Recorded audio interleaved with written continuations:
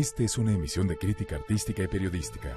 Todas las personas que aquí aparecen fueron grabadas con su autorización, y cualquier opinión y o información transmitida refleja el punto de vista de su autor, mas no el de Azteca. Que no me vuelva a ver nunca. Dígale que se fije en una que se lo merezca. Fue este rostro de expresión sumisa y rasgos marcadamente mexicanos el que distinguió y elevó a Columba Domínguez como una de las actrices más bellas del cine mexicano. Que no hay mexicano que no lo tenga en la mente, ¿no? Esa limpísima mujer, ¿verdad? Esa bellísima Columba que sale con sus moños así, con una cara maravillosa. Pero, ¿será verdad que tras esa imagen abnegada y dramática, vivió una mujer sometida al temperamental carácter de quien no solo fue su descubridor e impulsor artístico, sino el hombre de su vida? El primer recuerdo que yo tengo de Columba es de una mujer llorando en la cocina. En la siguiente hora, quedará al descubierto la relación problemática que Columba sostuvo con una de las divas del cine nacional, María Félix. María era una pelada, una grosera, una majadera. Te estremecerás al conocer el trágico destino de Jacaranda, la única hija que Columba Domínguez procreó con Emilio Fernández. Dio la cabeza con el coche que estaba abajo. Ahí fue donde ella ya se golpeó. Y serás testigo de la pugna que hasta el día de hoy Columba mantiene con Adela Fernández por el legado del Indio Fernández. Adela sabía muy bien que ella no era propietaria de mis propiedades. Ella lo sabía muy bien. Su belleza la convirtió en una de las imágenes más emblemáticas del cine indigenista de Emilio Indio Fernández, con quien siendo apenas una adolescente, vivió un tórrido idilio que con aparatosos altibajos perduró hasta la muerte del afamado director mexicano. Pero mientras en el cine su nombre se encumbraba en películas de magistral manufactura, en la vida real Columba Domínguez enfrentaba sus propias historias dolorosas y amargas que hoy ella misma desentraña. Soy Atala Sarmiento y esta es la historia detrás del mito de Columba Domínguez. Bienvenidos.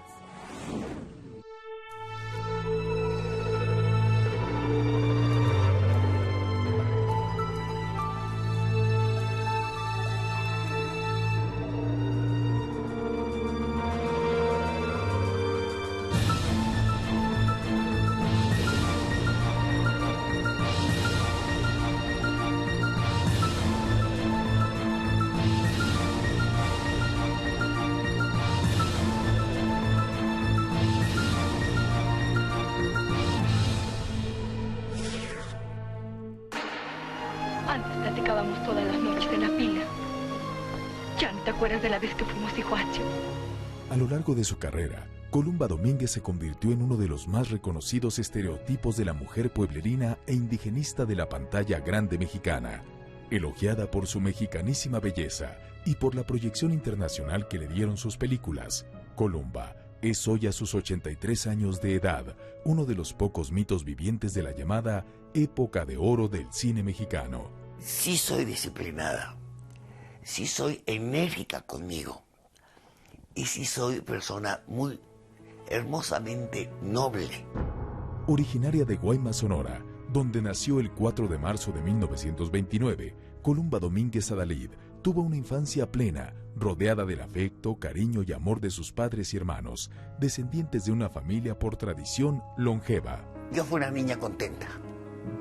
Tuve mis papás, mis abuelos y tuve la dicha de ver a mis tatarabuelos y bisabuelos de niña. Es una dicha hermosísima que yo conservo en todas las formas. Mi papá era empleado federal, doctor en números, trabajó siempre en Hacienda.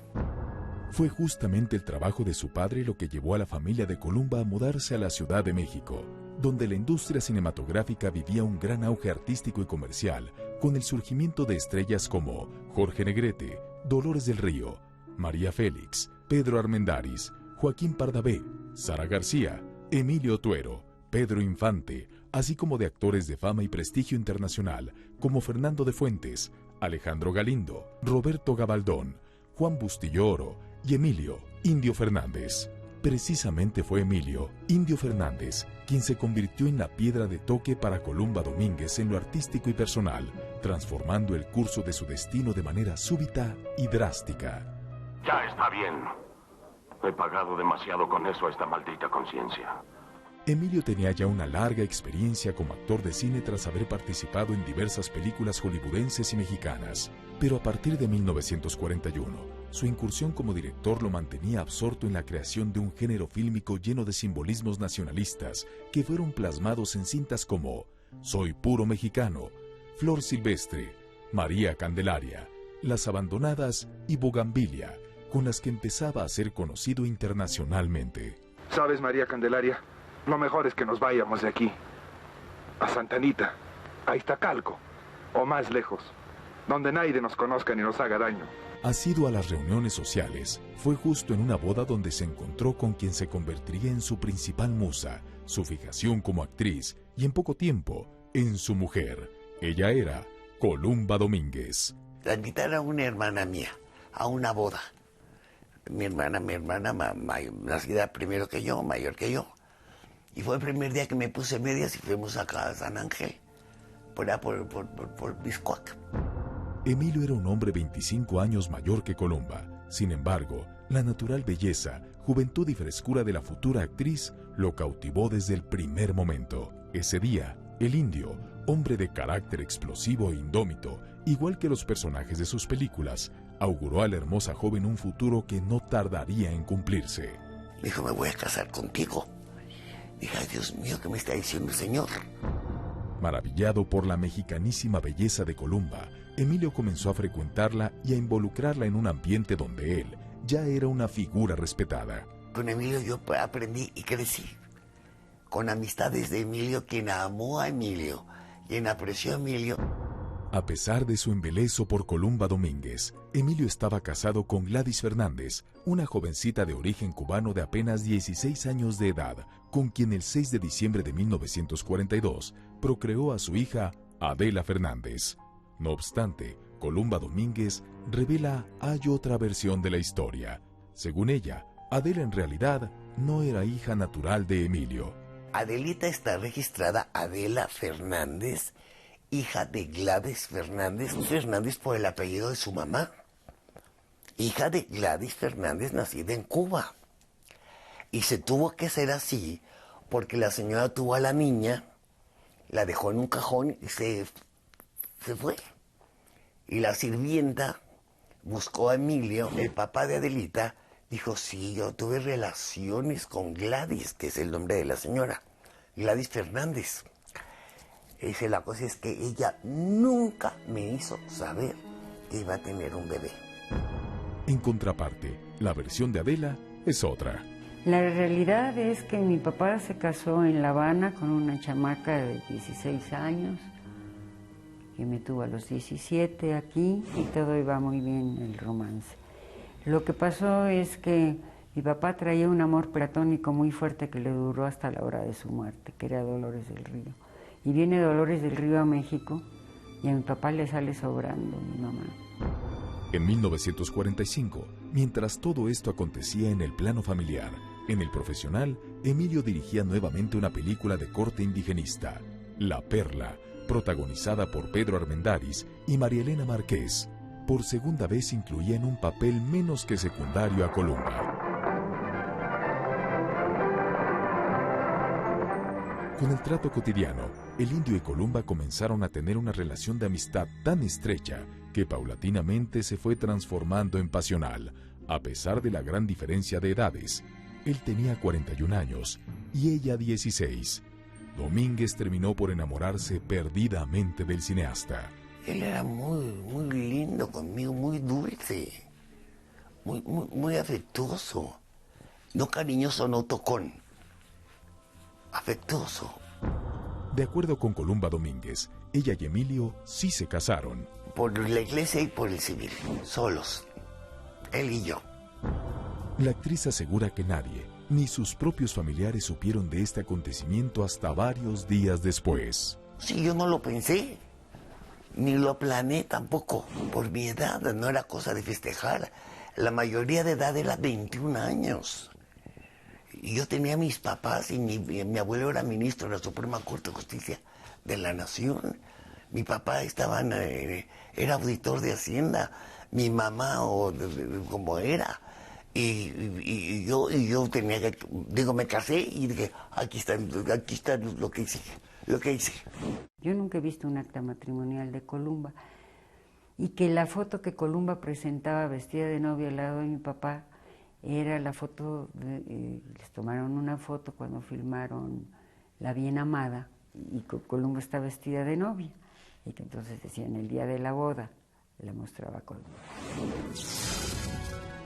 La llegada de Columba a la vida y dominios del Indio Fernández proporcionó a Adela la presencia materna que le hacía falta, aunque no se trataría de una madre adoptiva amorosa y mucho menos convencional. Columba me cambiaba de madre cada rato, decía que mi madre había sido una negra, que mi madre me cambiaba las personalidades de mi mamá.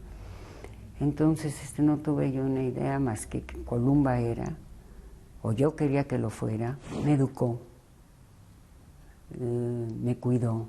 No fue amorosa. Todavía hasta la fecha yo tengo un anhelo y una necesidad de ser querida por Columba. Yo nunca estuve en su regazo. Tenía madrastra y muy funcional. Pero el regazo, ¿no? La parte materna, esa sí no la conocí con ella.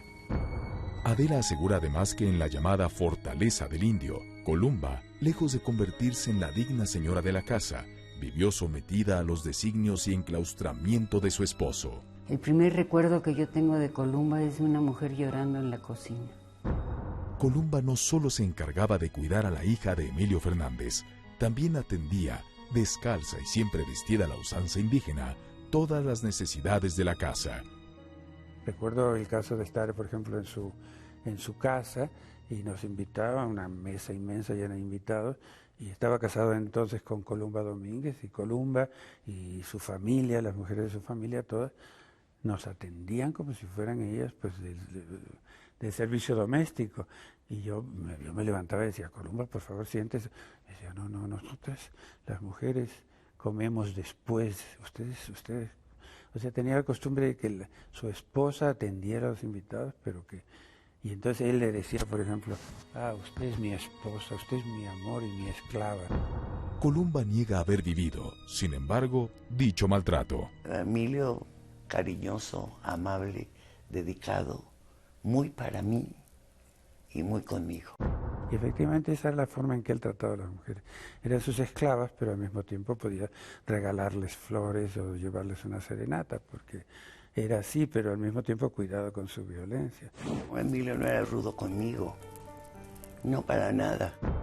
A pesar de la supuesta sumisión en que vivía, Columba sacó el carácter cuando los rumores de infidelidad se infiltraron en su relación con el indio, aunque hasta hoy insiste en verlo de manera idílica. Me decía, mira qué lindas piernas tiene, amigas de él, de muy joven. Y voltearon a verme con unos ojos, y yo sabía que eran muy bonitas las piernas de la señora, y que él las miraba, era director de cine. No había por dónde juzgarlo o acusarlo de nada.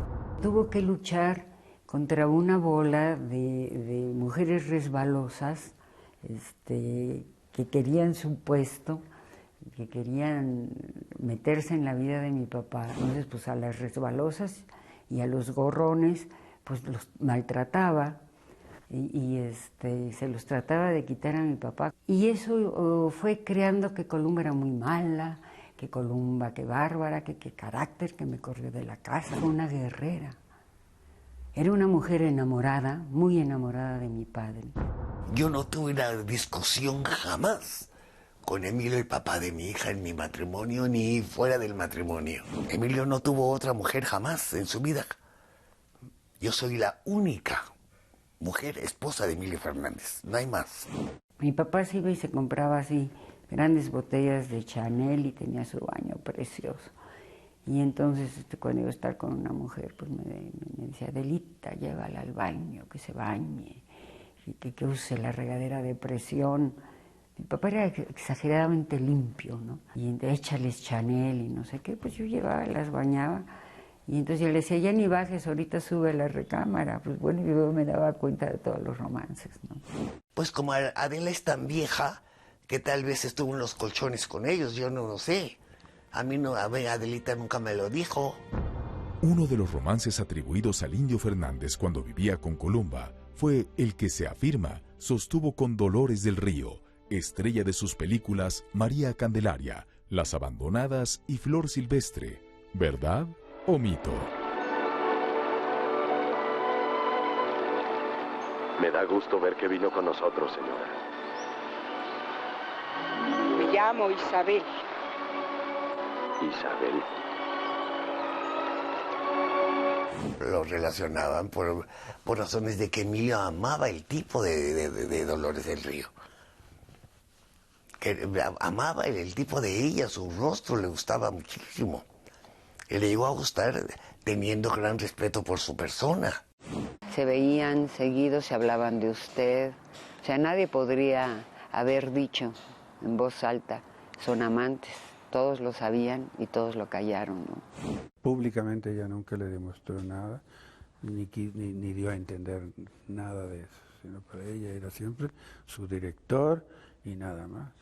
Yo recuerdo que a Columba le salía fuego de los ojos cuando íbamos a casa de Dolores, por ejemplo, el día de mi primera comunión. Pero Dolores la atendía, qué maravilla que estás aquí, ¿no? Entonces, pues, ¿qué venía diciendo Columba? Vieja hipócrita, si me odia, ¿no? Pero así es, ella toda es mustia, hipócrita, siempre mostrando la clase. Pero Columba Domínguez sostiene violentos enfrentamientos con una de las grandes divas del cine mexicano. María, una pelada, una grosera, una majadera. Me golpeó esta parte de aquí del hueso del hueso de la barba, la oreja. Se me inflamó y se me puso negro. Y las infidelidades del Indio Fernández llevan a Columba Domínguez a abandonarlo. La casa empezó a caer, toda la comida salada, todas las sirvientas chillando. Fue duro. La película La Virtud Desnuda, estrenada en 1957, generó un gran escándalo, pues en ella Columba Domínguez mostraba sus senos.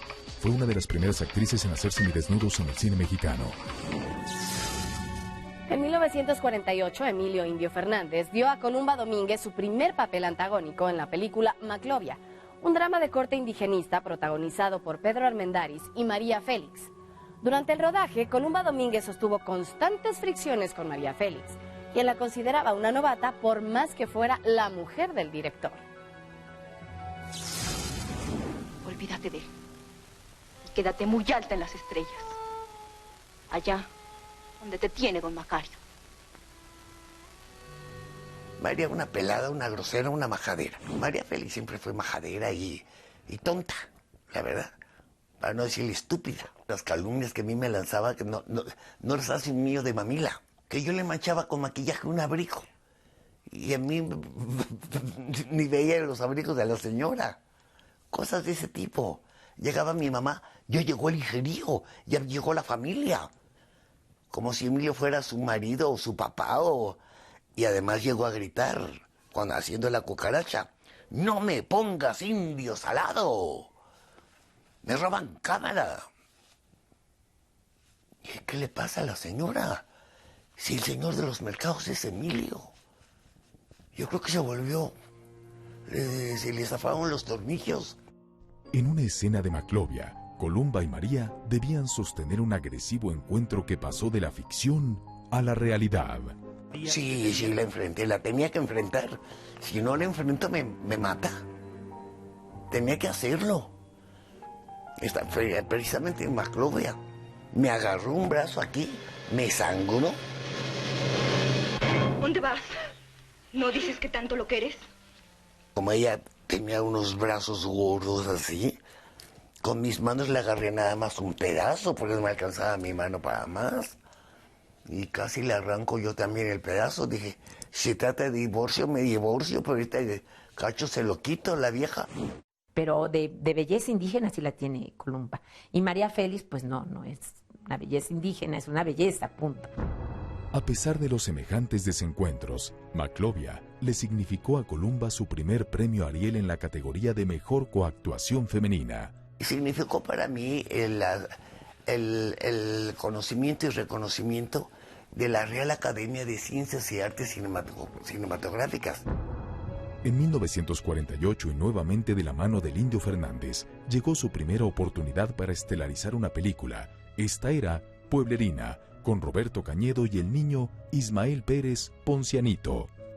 Tienes que volver a vivir.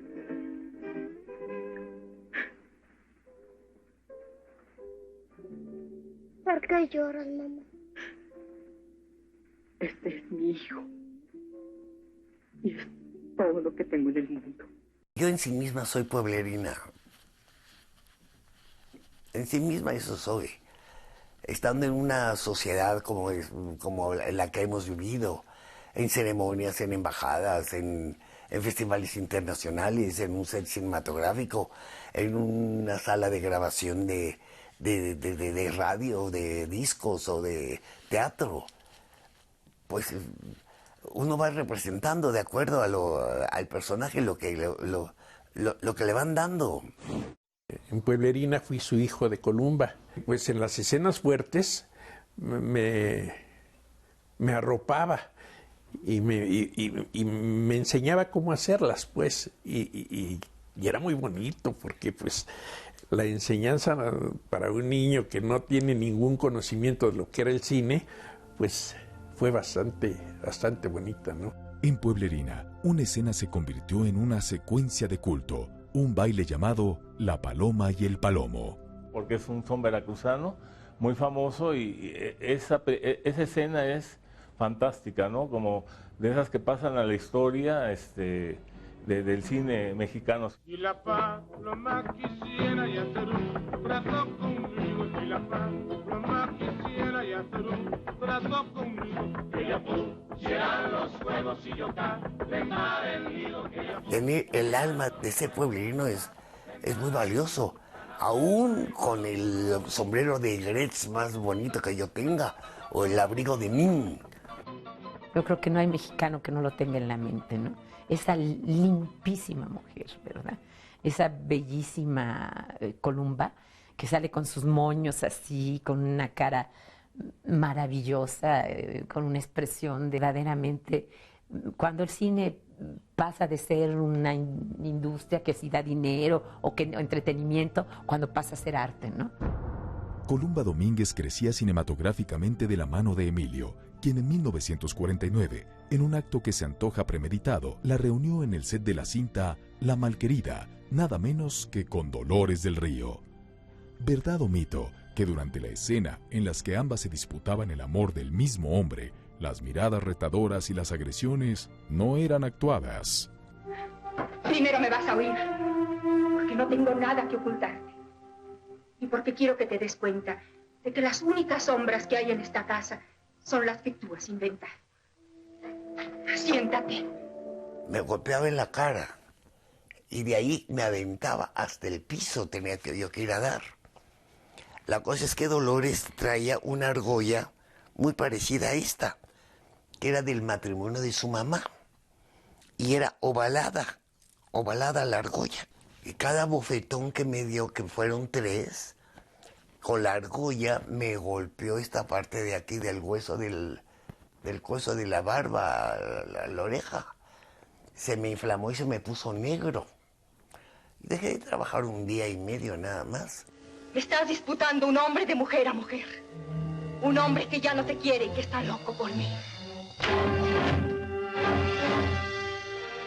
A principios de los 50 y tras 7 años de intensa relación, Columba decidió separarse del cineasta.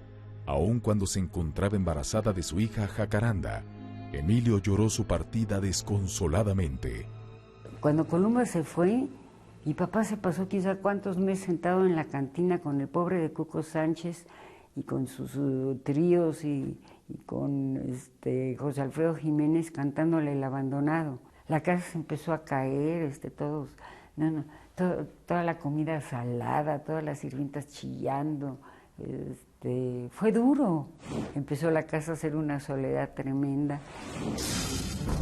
Pero 25 años después, Columba enfrenta el dolor más grande que una madre puede sufrir: la inesperada y trágica muerte de su hija. La prensa publicó que fue suicidio. Columba dice que la asesinaron. La mexicanísima belleza de Columba Domínguez fue retratada por pintores de la talla de Diego Rivera, Guerrero Galván y Miguel Covarrubias. En 1953 nació Jacaranda Fernández, hija única del director Emilio Indio Fernández y Columba Domínguez. Aunque la pareja ya tenía varios meses de estar separada, Columba fomentó siempre el vínculo afectivo entre padre e hija, lo que inevitablemente despertó los celos de su media hermana Adela Fernández. Jacaranda fue muy amiga de mi papá. Se divertían juntos, iban a tomar las copas juntos, comían en restaurantes juntos, tenían encuentros, reían. Cuando yo hubiera querido abrazarme a mi papá y contarle mis cosas, las que fueran, pues no, le tenía muchísimo miedo. Jacaranda no le causó los dolores que yo le causé. Al igual que sus padres, Jacaranda Fernández comenzó una prometedora carrera como actriz de cine, apareciendo en 1977 en la película Soy el hijo del gallero, al lado del cantante Antonio Aguilar y de su propia madre, Columba Domínguez. Al cumplir 25 años de edad y tras haber pasado por un fugaz matrimonio, Jacaranda se independizó, mudándose a un departamento ubicado en el tercer piso de un edificio de la calle Río Papaloapan, en la colonia Cuauhtémoc. Poco tiempo después, y de acuerdo a las notas periodísticas de la época, Jacaranda compartiría el departamento con Lidia Suárez Molina, una tamaulipeca con quien sostenía una amistad desde varios años atrás. Jacaranda organizaba frecuentes reuniones de amigos que casi siempre terminaban en escandalosas francachelas, según relata quien fuera su vecina. Cada fin de semana, cada 15 días eran fiestas. No grandes fiestas que tuve, pero para ese tiempo sí eran fiestas de amigos, de tomar. Según el relato de la testigo, la noche del 21 de noviembre de 1978, Jacaranda celebraba una de sus acostumbradas reuniones, aunque esta culminaría de manera más que trágica. Que ella dio la cabeza con el coche que estaba abajo. Ahí fue donde ella ya se golpeó y falleció automáticamente. Según reportes de prensa, Jacaranda había tenido una discusión con su compañera de departamento. Segundos después, cayó desde el balcón del tercer piso y las consecuencias fueron fatales: traumatismo cráneoencefálico y lesiones en el tórax. La prensa publicó que fue suicidio. Columba dice que la asesinaron. Las mismas comunicaciones que lo mandaban a hacer. Y prohibir toda a Emilio y a mí, toda comunicación. Para que no saliera lo que hicieron, que además no era cosa para chismear, era cosa para que entrara la ley, a toda ley. De acuerdo con las notas periodísticas de la época, tras acudir a un bar con sus amigos y luego seguir con ellos la fiesta en su departamento, Jacaranda quería salir nuevamente a la calle. Lidia Suárez se lo impidió, escondiéndole la llave de su automóvil, pues para entonces Jacaranda ya se encontraba muy afectada por los efectos del alcohol. Durante la discusión de la que fueron testigos sus amigos Alfonso Guerrero y Raúl Silva, ambas mujeres gritaron y luego entraron a una de las recámaras, donde Jacaranda continuó con los reclamos. ¿Qué fue lo que pasó después? ¿Realmente Jacaranda se lanzó al vacío por impulso propio? Que de pronto salió corriendo por el balcón y se aventó. Esto es lo que yo supe. Y lo que se dijo en radio, prensa. Tú no piensas que se va a suicidar, o sea, no tiene las características de un suicida como yo. Mi hija tuvo una vida tan muy propia que imposible que mi hija negara la vida. Imposible. Ni Adela Fernández ni Columba Domínguez dan crédito a la versión del suicidio. Me acuerdo que incluso en una época ella decía que fue Echeverría. Le echaba la culpa a Echeverría. Ella culpaba mucho al expresidente, como dando a entender de que no que haya sido él, pero que él pudo haber sido que había podido mandar a matar. Fue cuando se empezó a decir que no estaba muy bien de su mente, porque ella alucinaba, que decía cosas. Columba es la que ha hecho comentarios de que no fue así, de que la asesinaron. Hipótesis que, aunque descabellada, tendría sustento cuando el agente del Ministerio Público encargado de la averiguación previa destacó que presuntamente Lidia había empujado a Jacaranda al tratar de controlarla. Los amigos de Jacaranda contradijeron esta versión al asegurar que en realidad Jacaranda se había asomado al balcón en su afán por ignorar a su compañera. Su embriaguez la hizo trastabillar y caer accidentalmente al vacío. Una hora más tarde, Columba Domínguez sabría de la muerte de su hija, a la que sepultó en el Panteón Jardín el 24 de noviembre de 1978, en medio de un ambiente enrarecido, pues otras versiones de prensa revelaron que a su muerte, la joven no presentaba estado etílico avanzado. Quiero creer que mi hija está viva. Quiero saber que mi hija está viva. No permitiré jamás, aunque haya estado el asesino en la misma habitación y haya pretendido matarla. Pero, durante 26 años, Columba Domínguez y Adela Fernández se disputan el legado del Indio Fernández.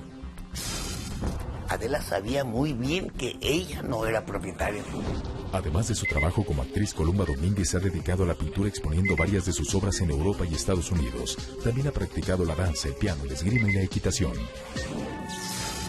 En junio de 1986, mientras estaba escribiendo un guión cinematográfico en Acapulco, el director Emilio Indio Fernández sufrió una caída que le fracturó un brazo y la cadera.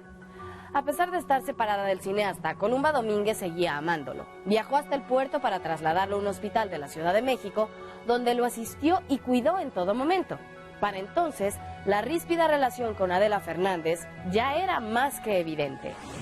Le tenía pánico a Columba. No me podía acercar al hospital.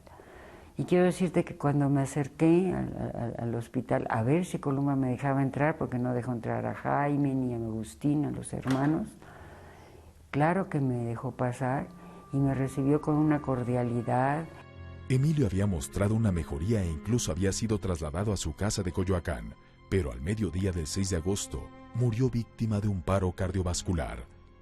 El 23 de septiembre, por disposición testamentaria de su padre, suscrita el 26 de febrero de 1959, Adela Fernández tomó posesión de la casa de Coyoacán. La casa me la dejó mi papá. Yo siempre pregunto si por cariño o por castigo, porque no sabes lo que ha sido para mí sostener esta casa.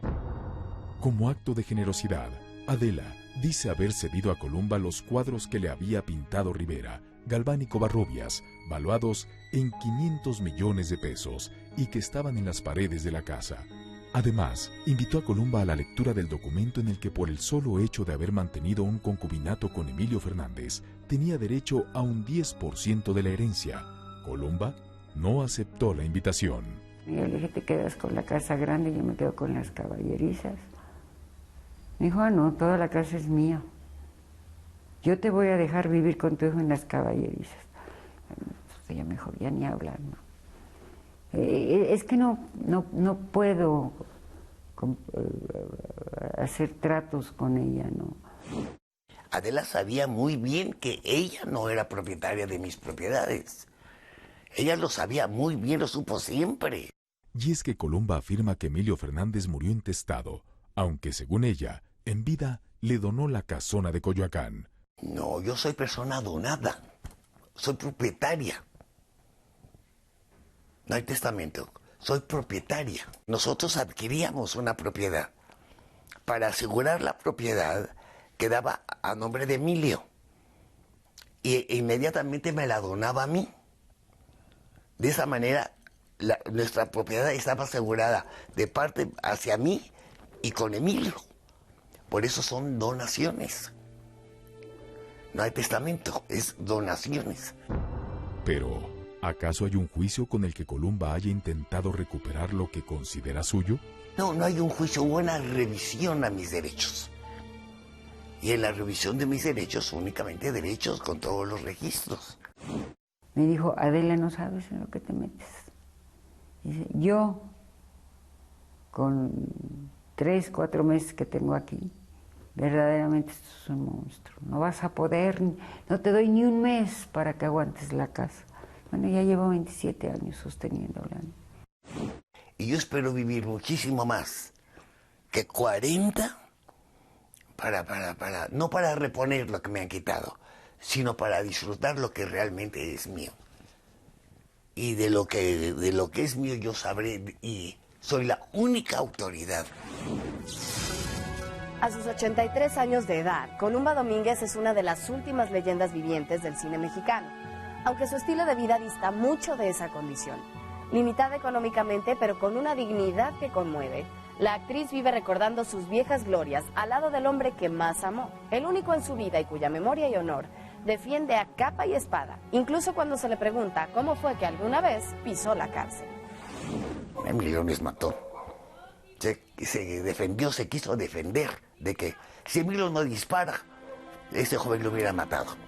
En 1976, Emilio Fernández se encontraba en Torreón, Coahuila, reclutando extras para su película México Norte, cuando un campesino ebrio y armado empezó a lanzar tiros al aire provocando que Emilio reaccionara instintivamente. El campesino murió de 2 disparos en el pecho, tras lo cual Emilio huyó a la Ciudad de México para entregarse días más tarde a la justicia del Estado. Argumentaría que había disparado en defensa propia, sin evitar, empero, que se le dictara auto de formal prisión. Semanas más tarde obtuvo la libertad condicional pagando una fianza de 150,000 pesos. No hubo una confesión de nada, una aclaración de nada, una acusación ni en la cárcel nada más. Y a Emilio le dieron su libertad en México gracias a Derechos Humanos, Naciones Unidas. Pero, ¿cómo hubiera querido Columba que el amor de su vida pasara sus últimos días? Me hubiera gustado que lo hubiera pasado muy contento, que hubiera sido feliz. Columba Domínguez, un mito, una leyenda, una historia que forjó el cine mexicano. 1,500 pesos. Es mucho. ¡Mucho! ¡Mucho! ¡Mucho!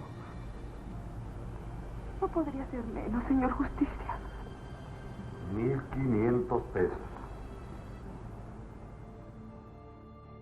Yo, que me veo todos los días en el espejo, y me veo tan igual como cuando yo tenía 17 años, o 25, o 30, o 50, yo me veo igual. Yo soy Atala Sarmiento y esto fue La Historia Detrás del Mito. Hasta la próxima.